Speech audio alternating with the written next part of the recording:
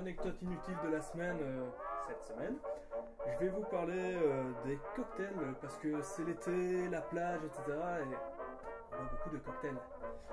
Donc les cocktails sont nés plus ou moins pendant le XVIIIe siècle en Angleterre et aux États-Unis, mais c'est une culture qui s'est surtout développée et a explosé pendant la prohibition aux États-Unis.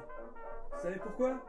Parce que évidemment l'alcool de contrebande il était dégueulasse, et donc pour masquer cet horrible goût, il fallait faire tout un tas de mélanges, et c'est là qu'on a expérimenté et inventé tout un tas de cocktails. Bon ben voilà, j'ai déjà fini. C'était un petit peu court. C'est une anecdote que j'ai entendue dans le jeu vidéo Catherine, et bien sûr j'ai été vérifié. Sinon, je sais pas si vous remarquez, mais le mot cocktail, enfin cocktail en anglais, c'est composé de cock et tail.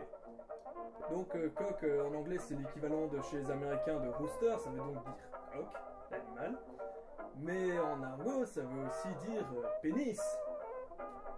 Et tail en français ça veut dire queue. Et chez nous, une queue c'est quoi aussi? C'est aussi un pénis.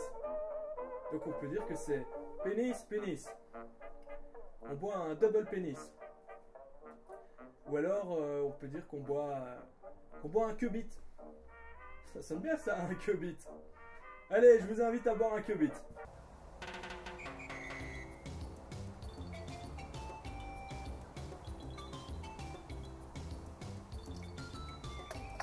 Donc je vais vous donner une recette de qubit. Enfin, je veux dire de cocktail. Pas un truc où il faut mélanger plein de trucs, plein de chipotages et compagnie.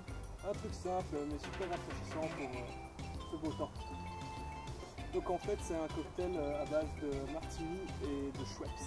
C'est-à-dire d'Indian Tonic. Alors pourquoi Indian Tonic? C'est parce que ça contient de la quinine, des gens qui sont allergiques à la quinine. Et que la quinine ça provient de l'écorce d'un arbre qu'on trouve en Amérique du Sud, d'où Indian Tonic. Et ça servait à prévenir le paludisme. Alors le martini c'est ce qu'on appelle du vermouth. Et la manière dont c'est écrit, je vais vous le montrer.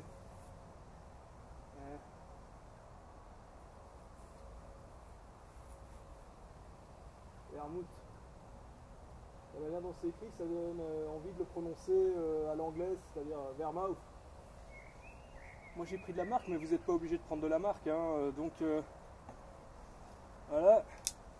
Le martini, les gens pour un verre de 25 centilitres, les recettes disent de mettre plutôt moins 6-7 centilitres, donc un quart du verre. Bon, les petits malins vont me dire que ça fait pas un quart du verre, mais il faut pas oublier qu'il y aura des glaçons, donc c'est correct. Moi mon verre est vachement grand, je sais pas trop doser à cause de ça.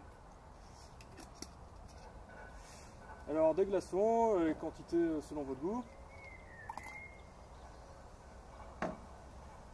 Et le Schweppes.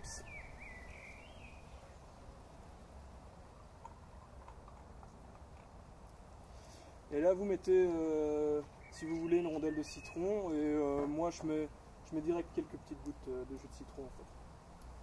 C'est mon petit plus. Un peu beaucoup quoi. Voilà, c'est vraiment super bon, c'est super rafraîchissant. Et donc d'habitude avec le tonic c'est toujours du gin, et moi au moins je vous ai montré autre chose quoi. Sinon avec le gin c'est soit du tonic, soit le gin fizz, mais ce que beaucoup de gens ne savent pas c'est qu'il y a aussi le gin ginger ale, c'est-à-dire le ginger ale c'est les sodas au gingembre, donc du gin Canada Dry, c'est super bon, essayez. I'll be back.